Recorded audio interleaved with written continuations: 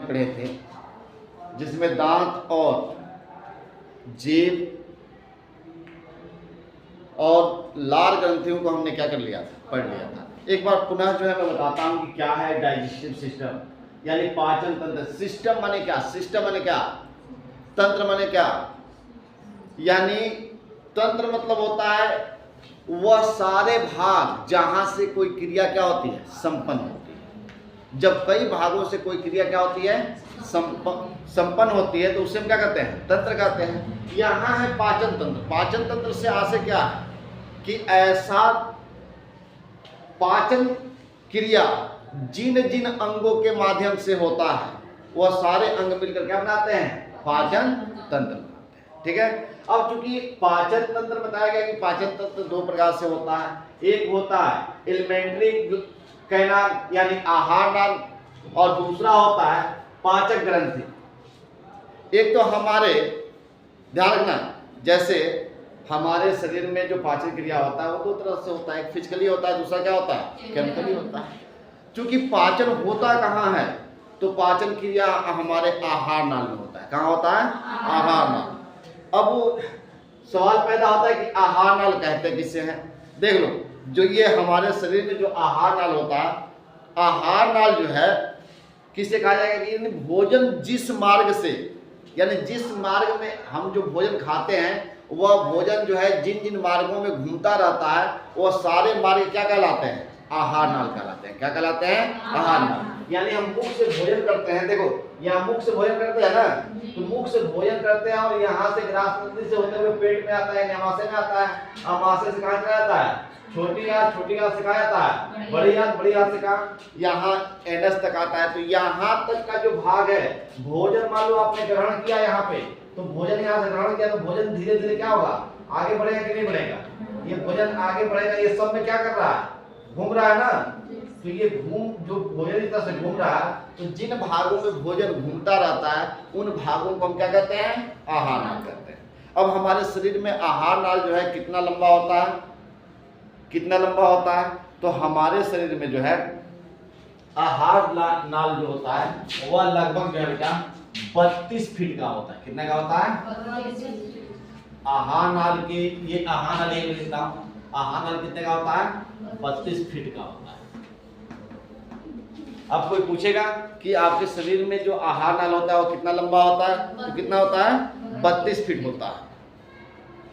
और आहार नाल किसे कहते हैं, तो ग्रास नली से लेकर जो एनस तक का भाग होता है जिसमें भोजन क्या होता है, घूमता रहता है, इस भाग को हम क्या कहते हैं, आहार नाल कहते हैं। ठीक है ना, ये बात समझ में आ गई यहां तक। अब हम देखते हैं बेटा, सबसे पहले समझेंगे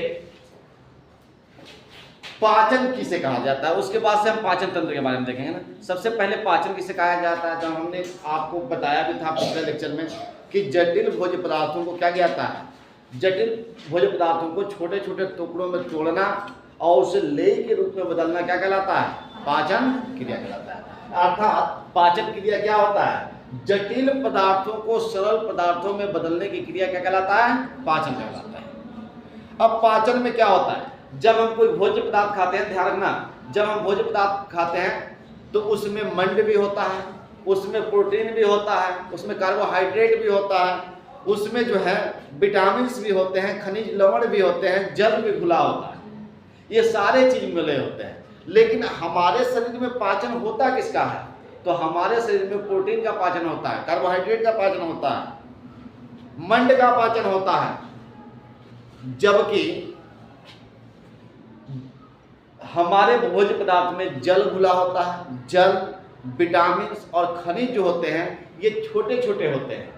इनको क्या होता है, इनको पाचन की आवश्यकता नहीं होती है, ये सीधे इनको क्या कर लिया जाता है, अवशोषण कर लिया जाता है। क्या कर लिया जाता है, अवशोषण कर लिया जाता है। ये बात दिमाग में रहेगा। बताया गया कि हमारे शरीर में होता किसका है, तो आप जो मंड खाते हो, मंड के अंदर क्या होता है, जो कार्बोहाइड्रेट होता है, जो वसा होता है, जो आपको बताया गया कि प्रोटीन होता है, उन चीजों का उसमें क्या होता है, क्या होता है, पाचन होता है। जबकि किनका किनका पाचन नहीं होता है, तो जल क्या हो गया, जल, विटामिन हो गए, विटामिन, ठीक ना। और खनिज लवण क्या हो गए, खनिज लवण, ये क्या होते हैं, ये ऑलरेडी जो है ना बहुत छोटे छोटे टुकड़ों में होते हैं, तो इनको पाचन की आवश्यकता नहीं होती है, सीधे इनको क्या कर लिया जाता है, अवशोषण कर लिया जाता है। क्या कर लिया जाता है, अवशोषण। ठीक है, ये बात समझ में आ गई। देखो पाचन क्रिया जो होता है, पाचन क्रिया जो है एक फिजियोकेमिकल होता है। क्या होता है, पाचन क्रिया जो होता है वो क्या होता है, फिजियोकेमिकल होता है। केमिकल, फिजियोकेमिकल का मतलब क्या है, भौतिक रसायन होता है। क्या होता है, भौतिक रसायन होता है। यानी मैंने बताया था आप लोगों को कि जो हमारे शरीर में पाचन क्रिया होती है वो भौतिक, एक कुछ क्या होती है, भौतिक होता है, दूसरा क्या होता है, केमिकली होता है। ठीक है ना। और भोजन का मुख्य कार्य होता क्या है बेटा, भोजन का पाचन होता क्यों है, तो भोजन का पाचन मुख्य रूप से हमारे शरीर को ऊर्जा प्राप्त करने के लिए या ऊर्जा निर्माण के लिए क्या होता है, पाचन होती है। अगर कोई पूछे भोजन का पाचन क्यों होता है, भोजन का पाचन किस लिए होता है, तो भोजन का पाचन जो है ऊर्जा निर्माण के लिए होता है। किस लिए होता है,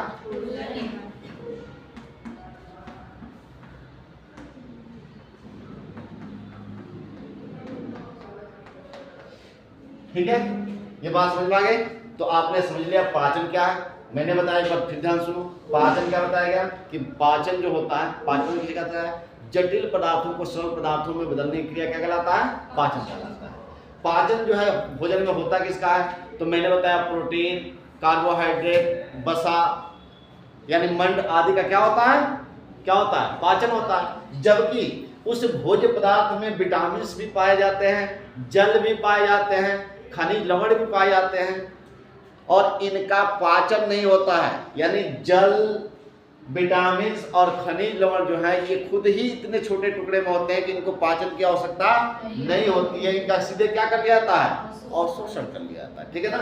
इसके बाद बात बताया गया कि पाचन जो होता है वो फिजियोकेमिकल होता है। फिजियोकेमिकल का मतलब क्या होता है, भौतिक और रासायनिक होता है। जैसे आपने नहीं सुना था, भौतिक में क्या, काटा गया, पीटा गया, कूचा गया और क्या किया गया, पीसा गया। ये क्या था, फिजिकली था। क्या था, और फिर उसमें लार को क्या किया गया, मिलाया गया। ये क्या था, केमिकल। इसीलिए इसको क्या कहता है, फिजियोकेमिकल कहा जाता है। ठीक है ना।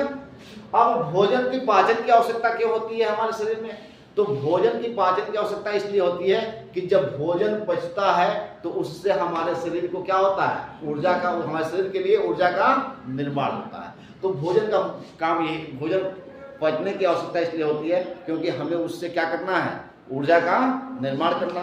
और ऊर्जा का निर्माण क्यों करना है, ऊर्जा होगा तभी हम कोई कार्य कर पाएंगे, ऊर्जा नहीं होगा तो हमारा शरीर कार्य नहीं करेगा। हम कार्य कर रहे हैं तो जीवित हैं, जिस दिन काम करना क्या कर दिए, बंद कर दिए, सारे अंग काम करना बंद कर दिए, उसी दिन हम क्या मान लिए जाएंगे, क्या मान लिए जाएंगे, बस देखते रहेंगे, हाथ पैर काम नहीं करेगा, लोग उठा के ले जाएंगे, कहाँ चीता पड़ा, नहीं तो कब्रिस्तान में डाल देंगे। समझ रहे हो ना। अब हम आते हैं डाइजेस्टिव सिस्टम में। हमने बताया तंत्र, तंत्र किसे कहा जाता है कि जब पाचन क्रिया कई अंग, यानी पाचन क्रिया क्या होती है, कई अंगों के माध्यम से होती है। पाचन क्रिया क्या होती है, कई अंगों के माध्यम से होती है, या पाचन क्रिया में कई अंग क्या करते हैं, भाग लेते हैं, तो उसी अंगों को हम क्या कहते हैं, कई अंगों को हम क्या कहते हैं, तंत्र कहते हैं, यानी पाचन तंत्र कहते हैं। अब वो पाचन तंत्र जो है खास तौर से आहार नाल क्या है। अब ये पाचन तंत्र दो प्रकार का होता है, एक आहार नाल होता है, दूसरा क्या होता है, पाचक ग्रंथियां। आहार नाल कहा जाता है जो ग्रास नली से लेकर और एनस तक के भाग को हम क्या कहते हैं, आहार नाल कहते हैं। इसकी लंबाई कितनी होती है, 32 फीट होती है। अब ये आहार नाल जो है निम्न भागों में बटे होते हैं।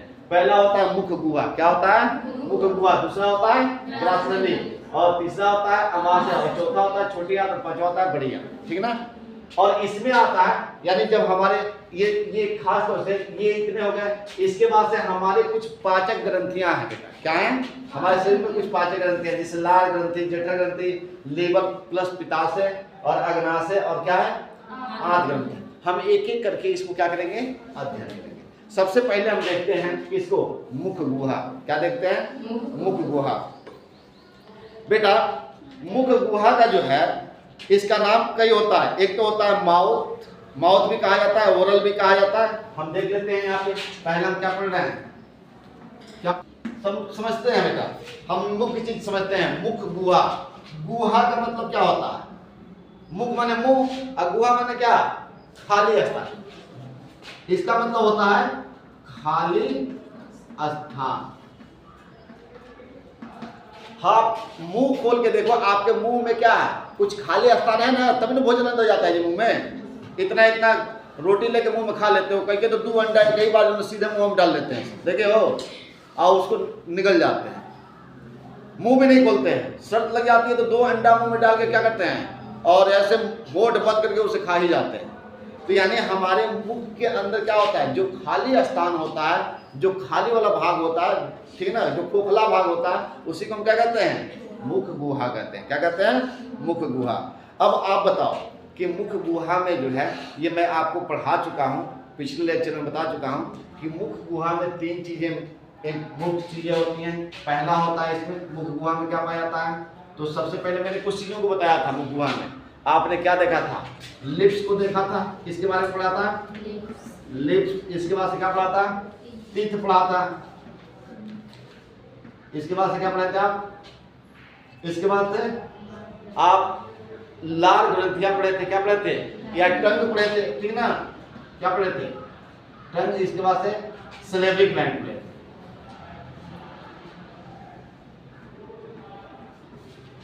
यही ना पढ़े थे बेटा। लिप्स का काम मैंने बता दिया था कि लिप्स का काम क्या होता है, एक खास तौर से मुंह को एक तरह से क्या करता है, ढकने का काम करता है। टीथ का काम क्या था, मैंने बताया था, ये भोजन में क्या करता है, ये 4 प्रकार का होता है, मैंने चारों का नाम बता दिया था। कौन कौन सा होता है, इंसाइजर, क्वाइनिन, इसके बाद प्रीमोलर और मोलर। मैंने बताया था कि कुछ दांत जो क्या होता है, धारदार दांत होता है, वो भोज्य पदार्थों को क्या करता है, काटता है, छोटे छोटे टुकड़ों में काटकर छोटे छोटे टुकड़ों में बांट देता है। उसके बाद से बताया गया था कि जो नुकीला दांत होता है वो भोज्य पदार्थों को चीरने और फाड़ने का काम करता है। उसके बाद से प्रीमोलर तो बताया गया था कि अर्धचौड़क जो होता है, ये भोज्य पदार्थों को क्या करता है, कूटने का कार्य करता है। इसके बाद से जो चौड़क वाला है वो भोज्य पदार्थों को क्या करता है, पीसने का काम करता है। यानी सब मिला जुलाकर ये भोज्य पदार्थों को छोटे टुकड़ों में बांटने का कार्य करता है। क्योंकि भोज्य पदार्थ में मंड होता है, और मंड को जब तक छोटे टुकड़े में नहीं तोड़ेंगे तब तक वो किस में नहीं बदलेगा, ग्लूकोज में नहीं बदलेगा। और जब तक ग्लूकोज ब्लड में नहीं जाएगा और ऑक्सीजन से संपर्क में नहीं आएगा तब तक वो क्या होगा, टूट कर हमें ऊर्जा प्रदान नहीं करेगा। तो इसलिए तोड़ा जाता है, लेकिन तोड़ने के बावजूद भी वह पूर्ण रूप से क्या होता है, छोटे टुकड़ों में नहीं बदल पाता है। तो ऐसे स्थिति में क्या किया था बेटा, आपको ये पढ़ा चुका हूं, आप पिछले लेक्चर को देख लेना। फिर उसमें क्या होता है, लार मिलता है, लार मिलकर क्या होता है, उसको क्या करता है, मुलायम बनता है। तो लार ग्रंथियां जो है, अब टंग के बारे में मैंने बता दिया था, जीभ का काम क्या था, स्वाद लेना था और भोज्य पदार्थों को इधर उधर पहुंचाने का कार्य था। तो ये आप पिछले लेक्चर को देख लेना। सिलेबरी ग्लैंड को बता दिया था कि भाई सिलेबरी ग्लैंड जो होता है हमारा, ये खास तौर से ये 3 प्रकार का हमारे क्या होते हैं, मुख में 3 प्रकार के क्या पाए जाते हैं, लार ग्रंथियां पाई जाती हैं। और 3 प्रकार की लार ग्रंथियां कौन कौन से हैं बेटा, पहला क्या बताया गया था, प्रोटाइड ग्लैंड था, प्रोटाइड ग्लैंड। दूसरा नोट कर लो, दूसरे को कहा जाता है सबलिंगुअल ग्लैंड, हिंदी में लिख लो सबलिंगुअल ग्रंथि कर लो या ग्लैंड कर लो, ठीक ना। और तीसरा लिख लेना, इसको कहा जाता है सबडिबुलर ग्लैंड। क्या कहा जाता है, सबडिबुलर।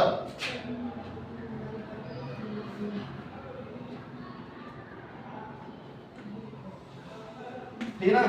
इनका जो है मैंने बता दिया था कि प्रोटाइड ग्लैंड क्या होती है, सबसे लंबी ग्रंथि। इसके बाद से ये इसी में क्या होता है, सांप में विष पैदा होता है, गलसुआ क्या होता है, इसी भाग में होता है। मैंने बताया था कि हमारे मुख में कितने लीटर पर डे क्या बनते हैं, लार का निर्माण होता है, कितना, 1.5 लीटर होता है। उसमें बताया गया था कि हमारे लार में क्या होते हैं, 4 प्रकार के एंजाइम का निर्माण होता है। वो 4 प्रकार के एंजाइम कौन कौन से थे, क्या था? काइलिन और डाइस्टेट, उसके बाद लाइसोजाइम और म्यूलिन। मैंने बताया था, सब इनका कार्य बता दिया था, ठीक ना, कि दो क्या करते हैं, दो भोजन को मंड को पचाने का काम करते हैं, और एक क्या करता है, सैनिटाइजर काम करता है, और एक क्या करता है, म्यूकस, जो क्या करता है, भोजन को चिपचिपा बनाने का कार्य करता है। तो ये हम आपको क्या कर चुके हैं, मुख गुहा को पढ़ा चुके हैं, ठीक है ना। दूसरा हमें पढ़ना है ग्रास नली, यहीं से हमको क्या करना था, बताना था। ग्रास नली ये वाला होता है बेटा। दूसरा देखते हैं, इसमें ग्रास नली के बारे में पढ़ते हैं। एक ही को हम पढ़ रहे हैं ना, ग्रास नली क्या होता है। देखो, जो हमारा मुख गुहा होता है, तो मुख गुहा से यानी जिस मार्ग से भोजन को हम निगलने का काम करते हैं, वह क्या होता है, ग्रास नली होता है। ग्रास नली क्या होता है, एक बेलनाकार पाइप होता है। क्या होता है, बेलनाकार पाइप होता है, जिसे हम क्या कहते हैं, ग्रास नली कहते हैं। इसकी लंबाई जो है, ये कहाँ से कहाँ तक होता है, यहाँ मुख गुहा से जुड़कर और हमारे पेट तक क्या होता है, जुड़ा होता है। ये देख रहे हो, यहाँ से लेकर ये अमाशय तक जुड़ा हुआ है ना, तो ये अमाशय वाले भाग यानी यहाँ से यहाँ तक है, तो ये अमाशय को पेट कहा जाता है ना, ध्यान रखना। पेट किसे कहा जाता है, अमाशय। जैसे आप लोगों ने गणेश जी का नाम सुना है, तो गणेश जी का एक दूसरा नाम है लंबोदर। लंबोदर का मतलब क्या, जिनका उदर क्या हो, लंबा हो, जिनका पेट क्या हो, लंबा हो, क्या कहलाता है, लंबोदर। क्या कहलाता है। तो कभी भी एक चीज ध्यान रखना कि पेट किसे कहा जाता है, अमाशय को, ठीक है ना। तो ये वाला भाग क्या हो गया, ग्रास नली। आप देख रहे हो, ये पाइप की तरह से बना हुआ है ना। इसमें जो है, इसकी एक चीज नोट कर लेना, ये कितना लंबा होता है, ग्रास नली कितना लंबा होता है। तो ये ग्रास नली जो होता है, लगभग 25 सेंटीमीटर लंबा होता है। कितना लंबा होता है, 25 सेंटीमीटर लंबा होता है। बताया गया कि जो ग्रास नली होती है, वह समांतर 25 सेंटीमीटर क्या होता है, लंबा होता है। इसमें कोई भोजन का पाचन क्रिया नहीं होता।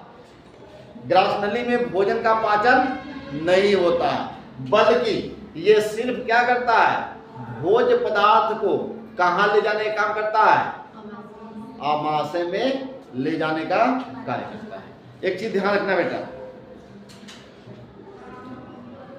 जैसे जब भोजन मुंह में ना, मुंह में उसे आपने तोड़ दिया, म्यूकस को क्या कर दिया, लपेट दिया, तो उस भोज्य पदार्थ को जब निकलने के लिए जाता है, तो मुंह में जब भोजन का पाचन शुरू हो जाता है, यानी आपने काटा पीटा कूटा पीसा और उसमें क्या किया, लार को मिलाकर उसको क्या कर दिया, मुलायम बना दिया। तो जब ये बन जाता है मुख के अंदर, तो अब उसको भोज्य पदार्थ नहीं कहा जाता है, उसका नाम नोट करना, उसको बोलस कहा जाता है। क्या कहा जाता है, बोलस।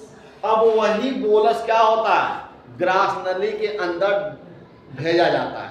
किस लिए, कि कहां ले जाओ, पेट में पहुंचाओ। तो ये पेट में पहुंचाने के लिए क्या करता है,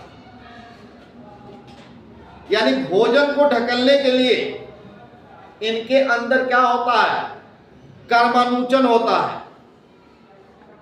जब आप भोजन को क्या करते हो, निगलते हो, तो इसके अंदर जो है बेटा कर्मानुचन होता है। कर्मानुचन मतलब क्या होता है, सिकुड़ता फैलता है। नहीं तो जानते हो क्या होता है, जैसे पाइप में ऊपर से पानी डाला जाए तो धड़ाक से गिरेगा कि नहीं पानी। तो एक बात बताओ, आप भोजन को खाते और जब इसको धकेलते तो सीधे जाके धब से कहाँ गिरता, आपके आवाज में गिरता ना, तो चोट लगता कि नहीं लगता। तो वह धबाधब नहीं गिराता है या टपाटप नहीं गिराता है, वो क्या करता है, उसमें संकुचन होता है। और संकुचन होने के कारण उसमें क्या होता है कि भोजन को धीरे धीरे धीरे करके कहाँ पहुंचाता है, आमाशय में पहुंचाता है, जिससे हमें चोट नहीं लगती। ठीक है ना। तो ये आमाशय का क्या रहा, ये किसका काम रहा, ग्रास नली का। अब हम आ जाते हैं तीसरा पॉइंट, जो क्या है, आमाशय। क्या है, आमाशय। देखो बेटा, तीसरा हम देखते हैं इसका, आमाशय। आमाशय यानी पेट। पेट कहा जाता है इस वाले भाग को, पेट का जहाँ ग्रास नदी आकर भोज्य पदार्थ को क्या करता है, जिसमें छोड़ता है वो क्या कहलाता है, पेट, यानी कि आमाशय होता है।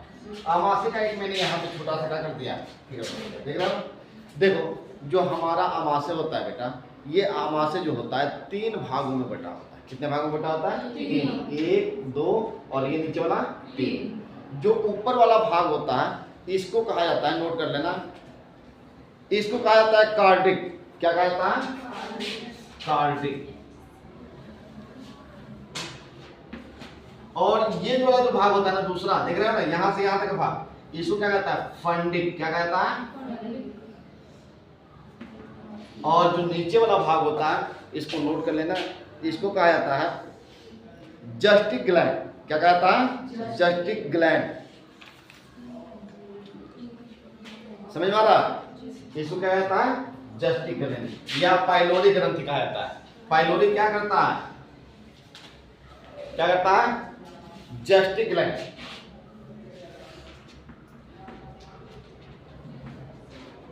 ध्यान देना, हमने बताया कि जो हमारा पेट होता है वो कितने भागों में बटा होता है बेटा, 3 भागों में बटा होता है।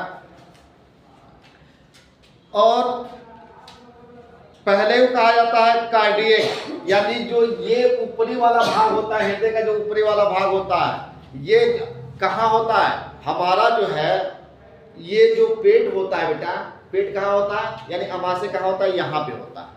तो ये जो होता है, जो ये ऊपरी भाग होता है, ये हमारे हृदय के आसपास में होता है, इसीलिए इसका नाम क्या पड़ा है, कार्डिक। ये हृदय के पास होने की वजह से इसको क्या कहता है, कार्डिक कहा जाता है। यानी आप ध्यान रखना कि इसका कार्डिक क्यों नाम पड़ा है। कार्डियोलॉजी आप लोगों ने नाम सुना है ना, जो हृदय रोग विशेषज्ञ होते हैं, या तो ये हृदय के पास होने की वजह से इसको क्या कहता है, कार्डिक कहा जाता है। और ये क्या करता है बेटा, ये वाला भाग जो है ना, इसकी दीवार जो क्या करती है कि हाइड्रोक्लोरिक अम्ल का निर्माण करती है। यानी इनके दीवारों से ये क्या होता है, ये जो दीवार है ना, इन दीवारों से क्या निकलता रहता है, हाइड्रोक्लोरिक क्या निकलता है, अम्ल निकलता है, यानी HCl का क्या होता है, निर्माण होता है।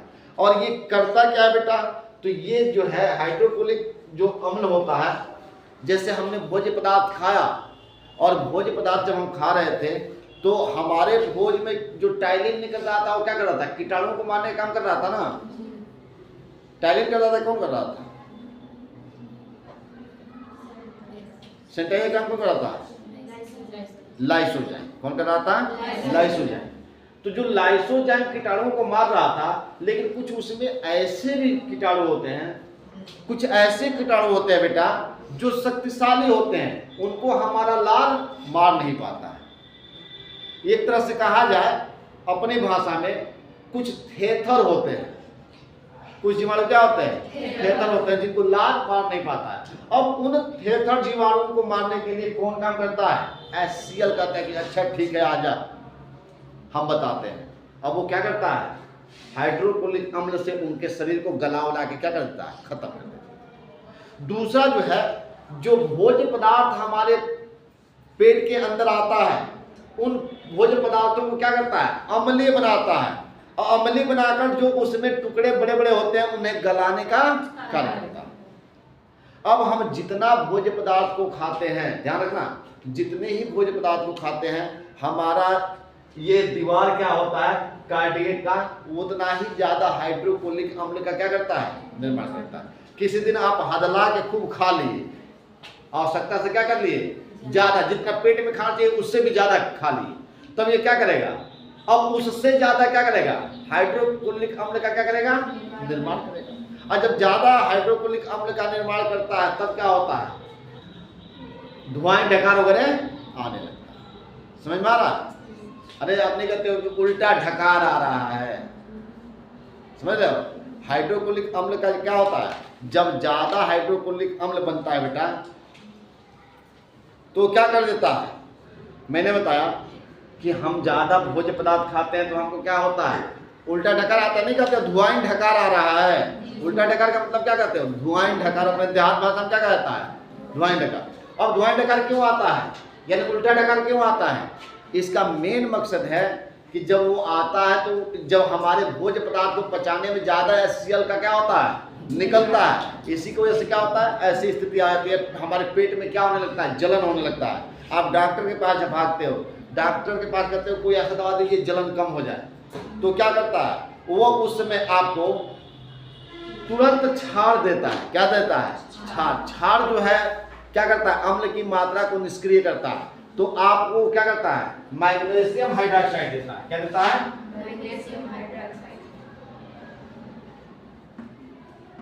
मैग्नीशियम हाइड्रोक्साइड में आपको देता क्या है, इसके जगह पे आपको इनो दे देता है। क्या देता है, इनो क्या होता है, मैग्नीशियम हाइड्रोक्साइड होता है। और जैसे क्या करते हो, इनो को पानी में डाल के घोल पीते हो, वो क्या होता है, क्षार होता है। जैसे आपके पेट में जाता है तो इसकी अम्ल की मात्रा को क्या कर देता है, निष्क्रिय कर देता है, जिससे क्या होता है, आपको जलन से राहत मिल जाती है। ठीक है ना।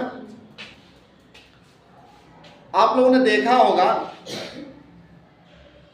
कई बार जो है ना, ये बीमारी का रूप भी पकड़ लेता है अगर हमारे शरीर के अंदर। इसीलिए खाना देखो, खाना को कभी भी जो है ना उतना ही खाओ जो लिमिट।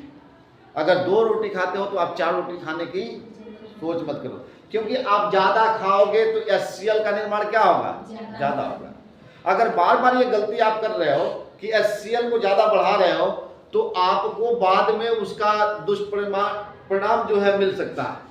और वो क्या हो सकता है, आपके पेट के अंदर जो है घाव हो सकता है। क्या हो सकता है, घाव। यानी अब बताओ, HCl की मात्रा ज्यादा होगी, जलन क्या होगी, ज्यादा होगी, तो ये क्या करेगा, घाव पैदा कर देगा। और उस घाव को कहा जाता है अल्सर। जो पेट के अंदर घाव हो जाता है उस घाव को हम क्या कहते हैं, अल्सर कहते हैं। और अधिकांश लोगों को अल्सर होने के बाद से मौत हो जाती है। तो इसलिए अगर आपको अल्सर से बचना है तो आपको क्या करना पड़ेगा, क्या करना पड़ेगा, भोजन को कम खाना पड़ेगा। अब ये नहीं कि पूरा जब गर्दन तक खाओ, इतना नहीं खाना है। हमेशा खाने को जो है ना, अगर हम 4 रोटी खाते हैं तो हमें प्रयास करना चाहिए 3.5 ही रोटी खाएं, कुछ पेट को क्या करें, खाली रखें। ठीक है, तो ये बात आपको समझ में आ गई।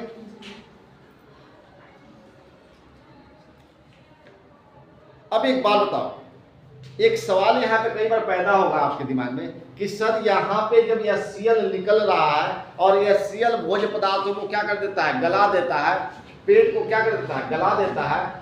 तो आप ये बताइए कि ये जब इतना काम करता है तो इसको क्यों नहीं गलाता है, ये भी तो गल जाना चाहिए, तो क्यों नहीं गलता है। तो इसका मुख्य कारण है कि नहीं गलने का मुख्य कारण क्या है कि जैसे इसमें क्या होगा, ये भोज्य पदार्थ जब इसमें आता है तो देखो इसके ऊपर जो है ना एक और लेयर होता है, इसके ऊपर क्या होता है, एक और लेयर काम करता है, ध्यान रखना। और ये जो लेयर होता है बेटा, ये वाला लेयर, ये क्या करता है, ये जो है क्षार को क्या करता है, स्राव करता रहता है, जिसके वजह से इसका प्रभाव इस पे नहीं पड़ता है। अब गांव में कई लोग कहते हैं, जैसे महिलाओं का, आप लोगों ने महिलाओं को देखा होगा कि उनके भाई जब गर्भ से होती है तो लोग कहते हैं पेट में बच्चा हो, सुने हो। अब आप बताओ, पेट के अंदर बच्चा होगा तो ये हाइड्रोक्लोरिक अम्ल क्या करेगा, उसे गला उला के खत्म नहीं कर देगा जी।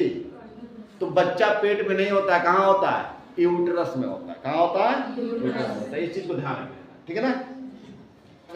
दूसरा जो होता है फंडिक, फंडिक का क्या काम है बेटा, फंडिक होता है, ये देखो इसको, इसके अंदर जो है ना, फंडिक वाले में ध्यान देना, इधर इसमें छोटे छोटे ऐसे क्या रोए जैसे दिख रहे हैं ना, इसको रुचि कहा जाता है। क्या कहा जाता है, रुचि। और ये करता क्या है, इधर ध्यान रखना कि जब भोजन जब इसमें आता है ना, पेट के अंदर आता है, तो ये भोजन को 4 घंटा रोकता है।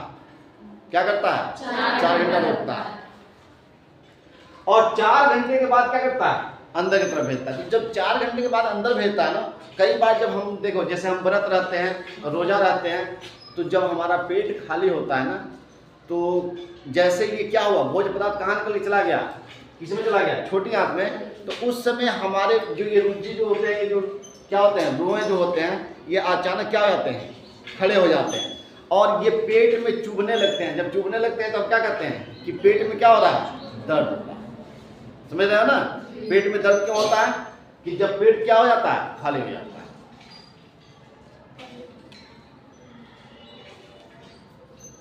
इसके बाद से है तीसरा है पाइलोरिक, यानी पाइलोरिक जो है, पाइलोरिक ग्रंथ ये क्या करता है? पाइलोरिक ग्रंथ जो है इसमें जठर रस निकलता है। क्या निकलता है? जठर रस निकलता है, यानी गैस्ट्रिक जूस निकलता है। क्या निकलता है? गैस्ट्रिक जूस निकलता है। और ये गैस्ट्रिक जूस दो प्रकार के निकलते हैं। बताया क्या? इसमें से क्या होता है? गैस्ट्रिक जूस निकलते हैं। और ये गैस्ट्रिक जूस कितने प्रकार के होते हैं? दो प्रकार के होते हैं। एक होता है रेनिन और दूसरा क्या होता है? पेप्सिन। यानी ये क्या करता है? गैस्ट्रिक ग्लैंड, ये दो प्रकार के, यानी ये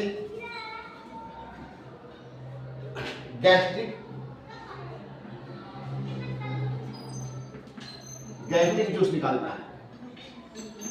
और ये गैस्ट्रिक जूस है जो है ना, ये गैस्ट्रिक जूस करता क्या है? ध्यान रखना, ये दो प्रकार के बताया गया कि इसमें से दो प्रकार के रस का ये क्या करता है? निर्माण करता है। जठर रस क्या करता है? इसे क्या करता है? जठर रस। ये दो प्रकार के रस का क्या करता है? निर्माण करता है। एक जो होता है, एक को कहा जाता है रेनिन। क्या कहा जाता है? रेनिन। और दूसरे को क्या कहा जाता है? दूसरे को कहा जाता है पेप्सिन। देखो बेटा, रेनिन क्या करता है? रेनिन और पेप्सिन का कार्य क्या है हमारे शरीर में? तो जो हम दूध को क्या करते हैं? दूध पीते हैं ना, या दूध को सेवन करते हैं, तो ये दूध को किस में बदल देता है? दही में निर्माण करता है। ये क्या करता है? दूध को दही में बदल देता है।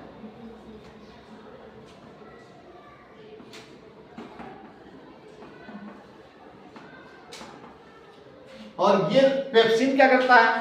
पेप्सिन का कार्य क्या है बेटा? ये प्रोटीन को पचाता है। क्या करता है? प्रोटीन को पचाने का कार्य करता है, यानी प्रोटीन को पेप्टोन में बदल देता है। ये क्या करता है? प्रोटीन को पेप्टोन में बदलने का काम करता है।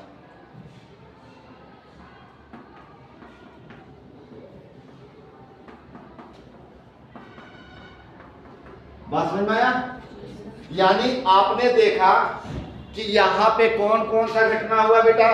पहला आपको बताया गया कि ये भोजन को 4 घंटा क्या किया? आमाशय में रखा। आमाशय के कितने भाग थे? 3 भाग। पहला कार्डिक था, दूसरा फंडिक था, तीसरा क्या था? पाइलोरिक ग्रंथि था। और जो कार्डिक था वो एचसीएल का स्राव कर रहा था। एचसीएल का स्राव करने की वजह से जो भी भोज्य पदार्थ हम खा रहे थे वह क्या हो रहा था? उनको पचाता था। आप कई बार देखते हो कि भोजन करने के कुछ देर बाद उल्टी होती है, तो आपको जब वो नाक और मुंह में आती है तो जलन होने लगती है। क्यों जलन होती है? क्योंकि उसमें क्या होता है? HCl मिला होता है। ठीक है ना? और HCl भोज्य पदार्थों को क्या करता है? गलाने का काम करता है और कीटाणुओं को मारने का काम करता है। इसके बाद से बताया गया ये जो रुचि होता है ये भोज्य पदार्थों को रोकता है। कितने घंटे तक रोकता है? 4 घंटे तक। जब भोज्य पदार्थ चला जाता है, भोज्य पदार्थ यहाँ पर नहीं रहता है, खाली पेट रहता है, जैसे व्रत वगैरह में, तो हमारा पेट में क्या करता है? ये खड़ा हो जाता है और क्या होता है? होने लगता है, चुंबन होने लगता है। तीसरा बताया गया ये नीचे से एक प्रकार का क्या होता है? पाइलोरिक ग्रंथि से, यह पाइलोरिक ग्रंथि होती है, क्या करती है? एक प्रकार के जठर रस का निर्माण करती है। ये जठर रस जो है दो तरह के क्या करते हैं? होते हैं। पहला रेनिन होता है, दूसरा क्या होता है? पेप्सिन। रेनिन क्या करता है? जो हम दूध खाते हैं उसको क्या कर देता है? दही बदल देता है। बच्चा देखते हो, छोटा बच्चा माँ का दूध पीता है, आज जब आप खिलाते रहते हो पेट टूट दबता है तो दूध के जगह पर दही में घोट देता है। देखो उल्टी क्या करता है? दही। पिया क्या? दूध। और उल्टी क्या किया? दही। यानी जब वही रेनिन जब उसके पेट में गया तो उसने रेनिन ने क्या किया? दूध को दही में बदल दिया। अब बूढ़े लोगों को जो है ना, जो बूढ़े लोग होते हैं उनके शरीर में ये रेनिन उतना अच्छा तरह से काम नहीं करता है। जब ये काम नहीं करता है तो इसीलिए बूढ़े लोगों को कहा जाता है कि वो दूध आप ना पिया कीजिए। अरे आप दूध पिएंगे तो दूध को किस में बदलेगा? दही में बदलेगा। तो इससे अच्छा है कि आप क्या करें? दही को खाया करें। ठीक है ना? और इसके बाद से पेप्सिन क्या करता है? प्रोटीन को किस में बदल देता है? पेप्टोन में। तो यानी आप देख रहे हो कि प्रोटीन का पाचन कहाँ पे हो जाता है? यहीं पे हो जाता है। ठीक है ना? तो यहां तक हमने क्या कर लिया? पढ़ लिया। अब अगला हम देखेंगे क्या? छोटी आंत। इससे टाइम कहा जाता है। जो हमारा जो क्या होता है? छोटी आंत होता है बेटा। छोटी आंत यही है ना, ये जो घुमावदार वाला भाग है ये क्या होता है? छोटी आंत। और ये छोटी आंत को जो है ये पूर्ण पाचन करने का कार्य करता है। इसके बाद से इसी के अंदर जो है पाचन और अवशोषण क्या, पाचन क्रिया भी होती है और अवशोषण क्रिया भी होती है। इसके 3 भाग होते हैं, ध्यान रखना। छोटी आंत के कितने भाग होते हैं? 3। एक को कहा जाता है ग्रहणी यानी ड्यूडेनम कहा जाता है, इसके बाद से जेजुनम कहा जाता है, इसके बाद से एलियूमम कहा जाता है। यानी ये 3 पार्ट होते हैं, ध्यान रखना। यहाँ से यहाँ तक का भाग जो होता है ना, ये वाला भाग देख रहे हो जहाँ से मुड़ा हुआ ये वाला भाग, इसको क्या कहा जाता है? डिडेनम कहा जाता है। ध्यान रखना, अभी मैं बताऊंगा। और ये वाला जो भाग होता है ना, ये वाला ध्यान रखना, ये वाला भाग जो आकर यहाँ पे चौड़ा हुआ है इसको जेजुनम कहा जाता है। क्या कहा जाता है? जेजुनम कहा जाता है, ये वाला, ठीक है ना। और ये वाला भाग ये वाला होता है, सबसे लास्ट वाला भाग ये होता है, ठीक है। मैं अभी इसको बताता हूँ। सबसे हम पहले समझते हैं कि आपने भोजन को क्या बना लिया था बेटा? मुंह में आप जब आपके पेट में आया, मुंह से आपने भोजन को चबाया, चबाने के बाद से कहाँ लाए? पेट में लाए। जब पेट में लाए तो पेट में जब मुंह से भोजन निकला तो उस समय उस भोजन का नाम क्या बदल गया था? क्या कहा गया था? बोलस कहा गया था। क्या कहा गया था? बोलस। फिर आपके पेट में आया, पेट में आकर अम्लीय हुआ, 4 घंटा तक रुका, और रुकने के जब यहाँ पर ये पेट में रुकता है तो इसका नाम क्या हो जाता है? काइम के नाम से जाना जाता है। क्या कहता है? काइम। यानी यहाँ पर भोजन रहता है जब तक यहाँ पर, तो उसको क्या कहता है? काइम कहा जाता है। क्या कहता है? काइम। और मुंह रहता है तो क्या कहता है? बोलस कहा जाता है। क्या कहता है? बोलस। अब ये काइम जो है बेटा, अब ये काइम जो है आगे की तरफ बढ़ेगा, कहाँ बढ़ेगा? 4 घंटा के बाद से ये छोटी आंत की तरफ इसको भेजा जाएगा। तो जब ये छोटी आंत में यहां से जाता, ध्यान रखना, मैंने बताया कि अब भोजन को हमने क्या बना लिया था? काइम बना लिया था। ये काइम अब क्या हो रहा है? यहां से कहां निकल रहा है? छोटी आंत। ये वाला भाग भी छोटी आंत है, यही वाला तो भाग छोटी आंत है, और यहां से ये भाग क्या हो जाता है? बड़ी आंत हो जाता है। तो जब ये छोटी आंत में जाता है तो छोटी आंत में जाता है, तो छोटी आंत में जाने जैसे ये भोजन जाता है तो छोटी आंत से 2 प्रकार के हार्मोन्स निकलते हैं। एक हार्मोन्स को कहा जाता है, कहीं नोट कर लेना, सेक्रेटिन। ये क्या होता है? सेक्रेटिन।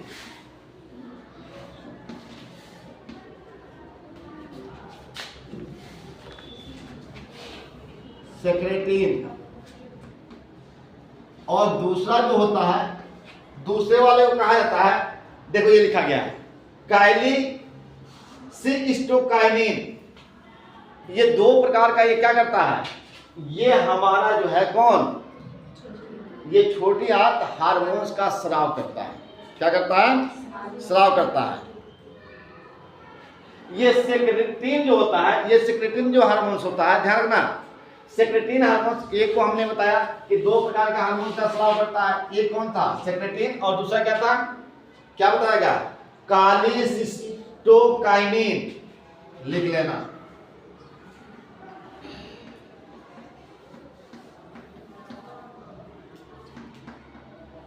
काइनिन। अब देखना, ये दोनों हार्मोन्स कहां से निकले? हमारी छोटी आंत से। और ये छोटी आंत से निकल के क्या करते हैं? जो सेक्रेटिन होता है ये हमारे अग्नाशय को प्रेरित करता है। किसको प्रेरित करता है? अग्नाशय को प्रेरित करता है। किस लिए प्रेरित करता है बेटा? ये इसको जो है ये सीधे प्रेरित करता है कौन से एंजाइम? ये 4 प्रकार का ये एंजाइम निकालता है, उसको निकालने के लिए अभी मैं बताऊंगा कि कौन सा एंजाइम निकालता है। और ये काइलिसिस्टोकाइन जो है ये क्या करता है? ये इसको प्रेरित करता है। किसको? किसको? लिवर को, एक प्रकार का एंजाइम निकालने के लिए। अब हम एक बात समझते हैं बेटा, देखो जब भोजन, ध्यान रखना, जब भोजन जो है पेट से निकल के जब हमारे कहां पे जाता है? जब हमारी छोटी आंत में जाता है, तो जैसे ही छोटी आंत में जाता है तो छोटी आंत उसको रोक देता है, कहता है कि मुझे ये भोजन नहीं चाहिए, मैं इसको नहीं पचा सकता। इसको भेजता कौन है? सेक्रेटिन भेजता है। कौन? ये अग्नाशय भेजता है। अग्नाशय इसे धक्का देता है जाने के लिए, तुम जाओ, लेकिन ये क्या कर देता है, रोक देता है। कौन? छोटी आंत। क्यों रोकता है? वो कहता है कि मैं इस भोजन को नहीं पचा पाऊंगा। क्यों रोकता है बेटा इसे? क्योंकि ये जो भोजन होता है ये अम्लीय भोजन होता है। क्या होता है? अम्लीय। ये कहता है क्योंकि जब इससे भोजन निकलता है तो इसमें हाइड्रोक्लोरिक अम्ल होता है, और हाइड्रोक्लोरिक अम्ल क्या करता है, जो ये काइम होता है इसको क्या बना देता है, अम्लीय। और ये कहता है कि हम अम्ल को नहीं पचा सकते। इसके बाद से अब जो है इनमें, किनमें, ये इन्होंने भेजा है, तो इनमें और इनमें छोटी आंत में क्या होता है, यानी जो आपका अग्नाशय है, अग्नाशय, और दूसरा किसको बताया गया, छोटी आंत। अरे भोजन को प्रेरित किसने किया जाने के लिए, ये एक एंजाइम को भेजा और ये हार्मोन्स को निकाला, और इस हार्मोन्स ने इसको क्या कहा कि इस भोजन को कहाँ भेजो, छोटी आंत में। जब ये छोटी आंत में भेजता है तो वो कहता है कि हम भोजन को नहीं पचा पाएंगे क्योंकि ये भोजन क्या है, अम्लीय है, हम इसको पचा नहीं सकते हैं। तो इस बात को लेकर इनमें, किनमें, अग्नाशय, ये क्या है, अग्नाशय, ये 4 प्रकार के एंजाइम निकालते हैं, अभी मैं बता रहा हूं। तो इनमें और इनमें छोटी आंत में क्या होता है, झगड़ा छिड़ जाता है, बवाल हो जाता है, समझ रहे हो ना। और कौन सा बवाल, जैसे घर में जो है ननद भौजाई का झगड़ा चलता है, उस तरह का क्या होता है, इन दोनों के बीच लड़ाई छिड़ जाती है। अब एक बात बताओ, जब घर में कोई भी लड़ाई छिड़ता है, चाहे वो ननद भौजाई हो या कोई भी लड़ाई कर रहा हो, तो वह घर आबाद होता है कि बर्बाद होता है, बर्बाद होता है ना। इन लोगों की लड़ाई के चक्कर में जब ये घर में आप लोग ये क्या कर दिए, कलह उत्पन्न कर दिए, लड़ाई झगड़ा क्या कर दिए, चालू कर दिए, तो इन लोगों के चक्कर में जो है ना क्या होता है, पेट खराब हो जाता है। झगड़ा किसने किया, अग्नाशय और छोटी आंत में, और इसको झेलना किसको पड़ा, पेट को। तो कई बार पेट क्या हो जाता है, गड़बड़ हो जाता है। अब क्या करता है, आप देखना कि जब घरों में लड़ाई होती है, किसमें किसमें किसमें, ननद भौजाई में, तो जो होशियार आदमी होता है तो क्या करता है, इनको भी खुश करता है और उनको भी खुश करता है, बीच बचाव में आता है। देखते हो ना, जो परिवार में होशियार आदमी नहीं होगा परिवार का बीच बचाव नहीं होगा। तो इनको बीच बचाव करने के लिए, जानते हो, इनके लड़ाई को खत्म करने के लिए कौन आता है, तुरंत भाग के कौन आता है, ये लीवर आता है। कहता है, इनको जानता है कि इनका झगड़ा क्या है, कहता है अच्छा घबराओ नहीं, घबराओ नहीं, यही झगड़ा है तो कि तुम जो है कि क्या करोगे, किसको नहीं पचाओगे, अम्लीय भोजन को नहीं पचाओगे। मैं एक काम करता हूं, इसकी अम्लीयता को क्या कर देता हूं, खत्म कर देता हूं। ये तुरंत यहां से क्या करता है, जो पित्ताशय है, इस पित्ताशय से क्या करता है, छाल को निकालता है और इसमें मिला देता है, और ये मिलाता है तो ये भोजन क्या हो जाता है, क्षारीय हो जाता है। अब ये इसको ये पचाने लगता है। अब चूंकि हमको ये पचाने लगता है, तो सबसे पहले हम समझेंगे कि मैंने बताया कि एंजाइम से 4 प्रकार के क्या होते हैं, ये अग्नाशय से क्या होते हैं, एंजाइम निकलते हैं। सबसे पहले हम समझेंगे कि एंजाइम है क्या, क्योंकि हमको क्या पढ़ना है, हमको फिजिकली और क्या पढ़ना है, केमिकली दोनों पढ़ना है। तो अग्नाशय क्या है कि अग्नाशय एक ग्रंथि होती है, ध्यान रखना। अग्नाशय जो ये होता है, ये अग्नाशय जो आप देख रहे हो कि एक प्रकार की क्या होती है, ग्रंथि होती है।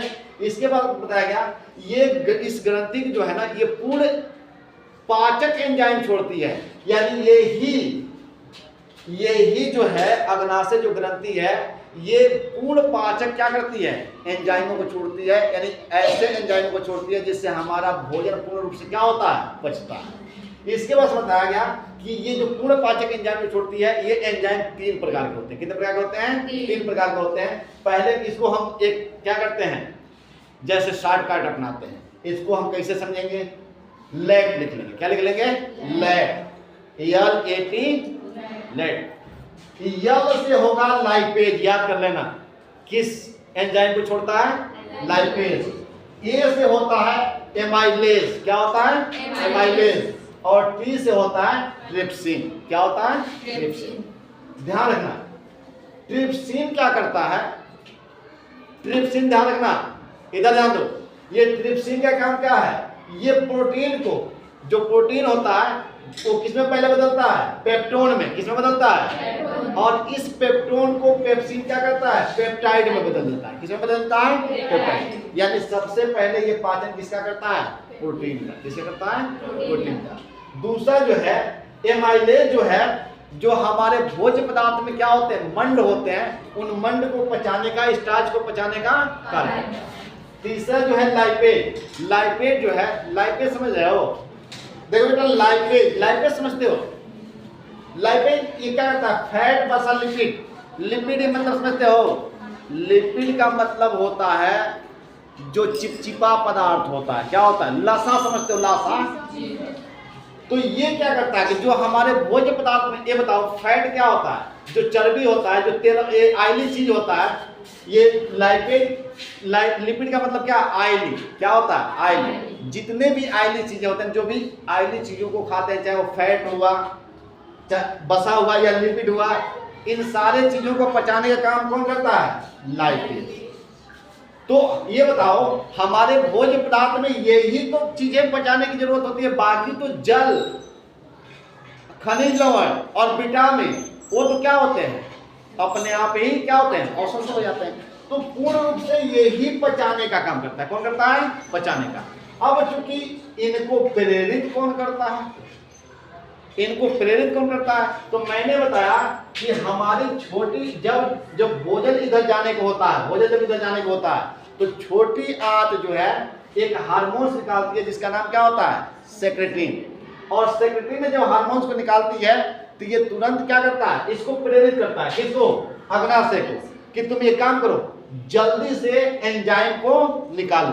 और ये तुरंत यहाँ से एंजाइम को निकाल के क्या करता है? यहाँ पे छोड़ता है। जैसे भोजन आगे की तरफ आता है तो इस एंजाइम को इसमें लाकर क्या कर देता है? छोड़ देता है। अब एंजाइम को जब इसने छोड़ा, तो एंजाइम को छोड़ा, अब ये तुरंत यहाँ पे क्या किया? ठान दिया। किसके लिए ठान दिया? किसके लिए? कि हम इनको नहीं पचाएंगे। क्यों नहीं पचाएंगे? क्योंकि पहले से ये क्या है? अम्लीय है। अब इसलिए जो है ना, ये एक और हार्मोन्स को निकालता है। वो हार्मोन्स कौन होता है? कालिस्टोकाइनिन। ये क्या करता है? ये जो है ना तुरंत इस कहाँ पे आता है? यकृत। यकृत क्या करता है? पहले यकृत के बारे में भी जान लेते हैं। लीवर प्लस पित्त, ये पित्ताशय का निर्माण करता है। किसका निर्माण करता है? पित्ताशय। आप लोग मुर्गा में देखे हो, जब मुर्गा काटा जाता है, उसकी कलेजी काटा जाता है, तो उसके देखना एक हरा रंग का इतना बड़ा ऐसा होता है। अगर वो उसमें कट के मिल गया तो पूरा मीट का स्वाद ही क्या कर देता है? खराब कर देता है, जिसको जहरीला कहा जाता है।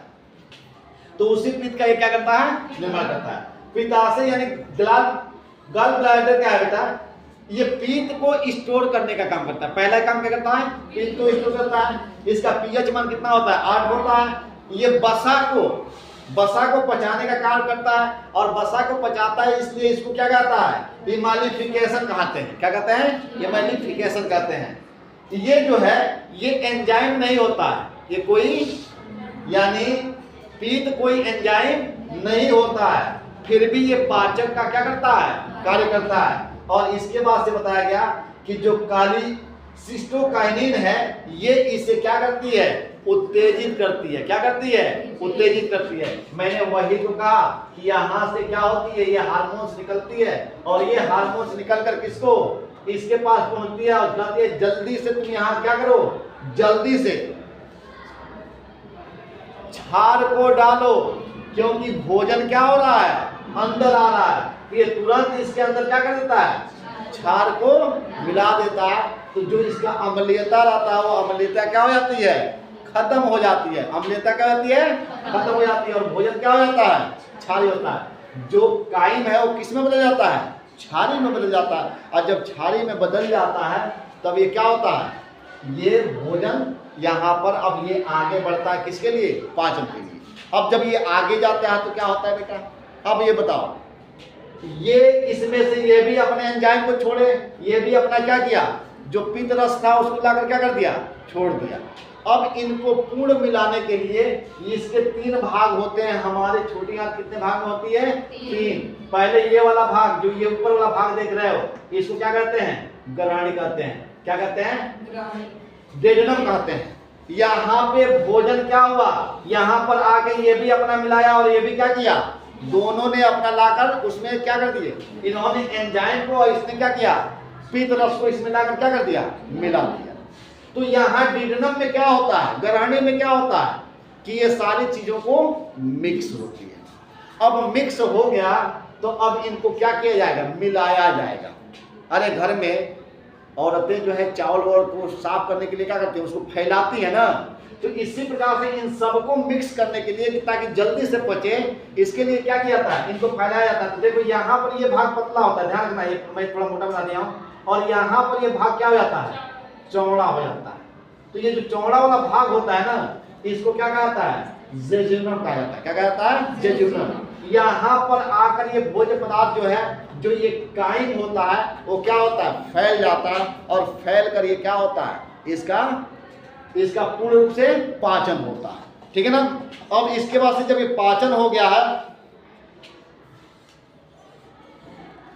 ठीक है, पाचन के बाद से तीसरा काम क्या होता है बेटा, तीसरा जो है, जो तीसरा ये नीचे वाला भाग है, देख रहे हो ना, ये नीचे वाला भाग है, इसको इलियम कहा जाता है, या इलियम, इस पे भी छोटे छोटे रोए की तरह से क्या होते हैं, भाग होते हैं। ये इलियम क्या करता है कि जब ये पच के इधर जाता है तो इनके अंदर के जो रस होते हैं, पाचक जो रस होते हैं, उनको क्या कर लिया जाता है, और शोषण कर लिया जाता है, और शोषण करके किसके पास भेज दिया जाता है, हमारे ब्लड में भेज दिया जाता है। जो इसमें से क्या होते हैं, पाचन क्रिया के बाद जो इसमें से क्या बने, जैसे ग्लूकोज बना, विटामिन, जो भी चीजें हैं, तत्व हैं, जो शरीर के तत्व हैं, उन सारी चीजों को यहाँ पे क्या कर लिया जाता है, अवशोषण कर लिया जाता है। लेकिन जो अवशोषण तो कर लिया जाता है, लेकिन जो भोजन के अंदर पानी मिला होता है, अभी तक ये सारी क्रियाएं होती हैं, तो वो भोजन में क्या मिला होता है, पानी मिला होता है, उस पानी का अवशोषण नहीं हो पाता है। तो पानी को अवशोषण करने के लिए अब इसको कहाँ भेजा जाता है, तो जो 5वां नंबर है वह क्या है, बड़ी आंत। तो बड़ी आंत में क्या होता है, अब ये बड़ी आंत में यहाँ पर क्या किया जाता है, ये वाला भाग देख रहे हो, इस भाग में यहाँ से, यानी अब इस बचे हुए भोजन को जब इसमें से रस को सोख लिया गया, तो अब पानी सहित कहाँ भेज दिया गया, यहाँ पे। तो जहाँ पे एक चीज भी ये नोट कर लेना बेटा, लाइट देखते हैं बेटा, बड़ी आंत। बड़ी आंत में आप क्या समझोगे, आपने देखा कि छोटी आंत से जब भोजन पूर्ण रूप से पच गया, पचने के बाद से उसके क्या हुए, जो पोषक तत्व हैं उनको अवशोषण कर लिया गया, लेकिन उसमें क्या नहीं पचा था, जल का पाचन नहीं हुआ था। अब उस भोजन और जल को क्या किया गया, यानी वहां तक जो है भोज्य पदार्थ जो होते हैं, जो कायम होता है, वह किस अवस्था में होता है, घुले हुए अवस्था में। उसमें क्या होता है बेटा कि वो घुले हुआ अवस्था में होता है। अब वो भोज्य पदार्थ जो घुला हुआ अवस्था है, तो यहाँ से ये क्या करता है, इस वाले भाग में इसको क्या कर देता है, भेज देता है। कहाँ भेज देता है, इस वाले भाग में भेजता है। जो ये गोला वाला भाग आपको दिख रहा है, ये वाला गोला वाला भाग आपको जो दिख रहा है, इस गोले वाले भाग को हम क्या कहते हैं, इसे सीकम कहते हैं। क्या कहते हैं, सीकम। जहां पर ये मिलता है इसको क्या कहता है, सीकम कहा जाता है।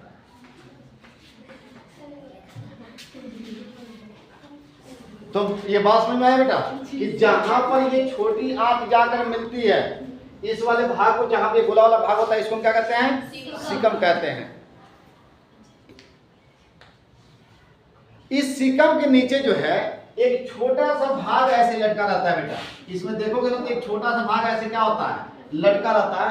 ये छोटा सा भाग कुछ और नहीं बल्कि ये अपेंडिक्स होता है। क्या होता है, अपेंडिक्स। इसका हमारे शरीर में कोई कार्य नहीं होता, यानी हमारे बड़ी आंत के नीचे एक छोटा सा क्या होता है, एक भाग लटका होता है, जिसको हम क्या कहते हैं, अपेंडिक्स कहते हैं। और अपेंडिक्स का हमारे शरीर में कोई काम नहीं होता है, इसलिए क्या होता है, अवशेषीय अंग कहलाता है। क्या कहलाता है, अवशेषीय अंग। अब चूंकि ये हमारे शरीर में होता क्यों है, देखो ये जानवरों के शरीर में होता है। जो जानवर क्या करते हैं, जैसे पेड़ पौधों की पत्तियां खाते हैं, घास खाते हैं, तो उसमें सेलुलोज होता है, तो सेलुलोज को पचाने का काम अपेंडिक्स करता है।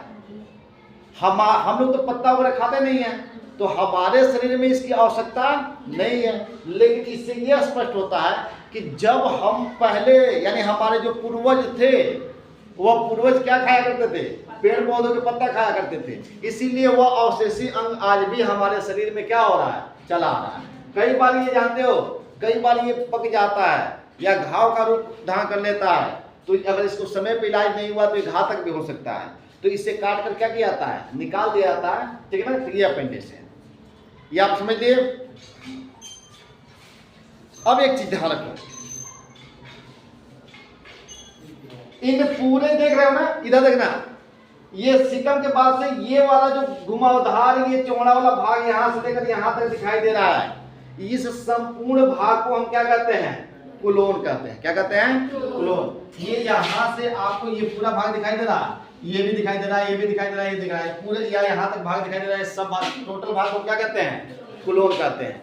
ये कुलोन 4 प्रकार के होते हैं। कितने प्रकार के होते हैं? 4। देखो, ये जो यहां से ये ऊपर की तरफ जो भाग जा रहा है ना, इसको कहा जाता है असेंडिंग कुलोन। क्या कहा जाता है? ये क्या हो गया? असेंडिंग, असेंडिंग कुलोन हो गया। मैंने क्या बताया कि मैंने बताया कि इस संपूर्ण भाग को हम क्या कहते हैं? कुलोन कहते हैं। क्या कहते हैं? कुलोन कहते हैं। लेकिन जो ये नीचे से ऊपर की तरफ जो ये भाग जा रहा है, इसको क्या कहते हैं? असेंडिंग कुलोन कहते हैं। और जो ये ऊपर से फिर ये इधर की तरफ जो मुड़ा हुआ है, इसको ट्रांसवर्स कुलोन कहते हैं। क्या कहते हैं? ट्रांसवर्स कुलोन कहते हैं। अब फिर ये ऊपर से जो नीचे की तरफ मिला हुआ है, इसको क्या कहता है? डिसेंडिंग कुलोन कहते हैं। ध्यान रखना, ये यहां से यहां तक के भाग को क्या कहते हैं? डिसेंडिंग कहते हैं। और देख रहे हो कि यहां से थोड़ा सा भाग ऐसे मुड़ा हुआ है, तो इस मुड़े हुए भाग को हम क्या कहते हैं? सिग्मोइड कुलोन कहते हैं। क्या कहते हैं? सिग्मोइड कुलोन कहते हैं। और सबसे जो ये निचले वाला भाग होता है ना, ये वाला भाग, ये वाला भाग देख रहे हो, मैंने क्या बताया? इधर ध्यान देना, ये वाला भाग आपको क्या कहलाया? डिसेंडिंग कहलाया। और ये जो यहां से मुड़ा हुआ भाग है, इसको क्या कर रहे हैं? सिग्मोइड कुलोन कहते हैं। और जो ये सबसे नीचे वाला भाग देख रहे हैं, ये वाला भाग, ये वाला भाग आपको दिखाई दे रहा है, ये वाला भाग को हम क्या कहते हैं? रेप्टम कहते हैं। रेप्टम यानी मलाशय कहते हैं। ये क्या कहलाता है? रेप्टम। अब ध्यान रखना, हम जितने हम लोगों ने भोज्य पदार्थों को खाया और खाने के बाद से यानी जब वो मुंह के अंदर गया तो क्या कहलाया? जब मुंह में था, मुंह से फिर अंदर जाने वाला था तो बोलस बना, बोलस के बाद से क्या बना? क्या बना?